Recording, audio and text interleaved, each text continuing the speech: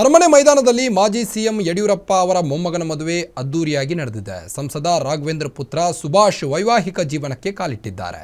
CM Siddaramaiah, DCM DK Shivakumar, ಸಂಸದ ಬಸವರಾಜ ಬೊಮ್ಮಾಯಿ ಸೇರಿದಂತೆ ಹಲವು ರಾಜಕೀಯ ನಾಯಕರು ಮದುವೆ ಸಮಾರಂಭದಲ್ಲಿ ಭಾಗಿಯಾಗಿ ನವ ಜೋಡಿಗೆ ಶುಭ ಕೋರಿದ್ರು.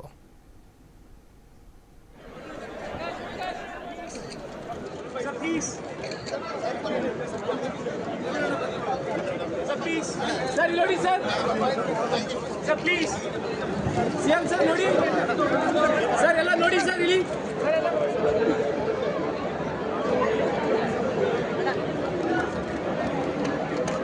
ಸರ್ ನಿಂತ್ಕೊಳ್ಳಿ ಸರ್ ಒಂದೇ ಒಂದು ಲಾಸ್ಟ್ ಫೋಟೋ ನೋಡಿ यस सर थैंक यू सोफे के पीछे आया सर प्लीज सर नोड़ी sir sir please CM sir नोड़ी सर ಎಲ್ಲ ನೋಡಿ ಸರ್ ಇಲ್ಲಿ